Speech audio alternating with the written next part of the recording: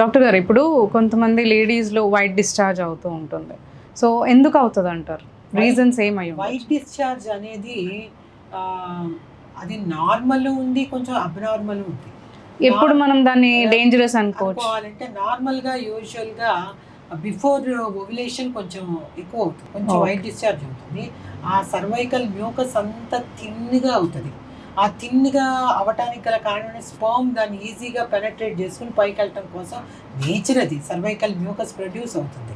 Okay, so అది normal.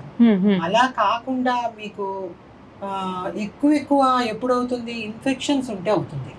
Internal గా vaginal infections లో అవుతుంది. ఓకే, వెజైనల్ ఇన్ఫెక్షన్స్ లో ట్రైకోమోనాస్, క్యాండిడా వీటిలో కొంచెం వైట్ డిశ్చార్జ్ ఎక్కువ అవుతుంది.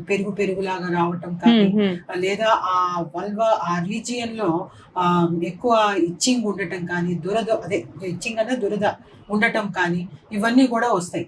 ఆ వచ్చింది అని అన్నప్పుడు దట్స్ అన్ అబ్నార్మల్.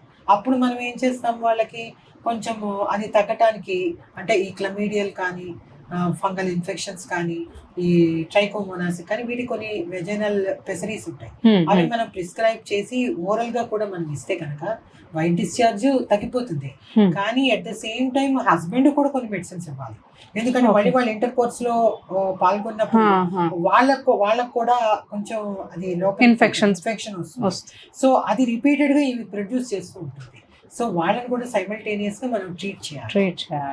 ఇద్దరిని ట్రీట్ చేస్తే అది ఏమి వైట్ డిశ్చార్జ్ పెద్ద చెప్పేం కాదు. అబ్నార్మల్ అని ఎప్పుడు డాక్టర్ ని కన్సల్ట్ చేయాలి వాళ్ళు? కొంచెం ఇచ్చింగ్ వచ్చి ఎక్కువ అవుతూ ఉంటే, అది ఓవ్యులేషన్ పీరియడ్ అంటే పీరియడ్ 12 రోజుల్లో కొంచెం మ్యూకస్ ఎక్కువైనా కూడా మనమేం వరి అవ్వక్కర్లేదు.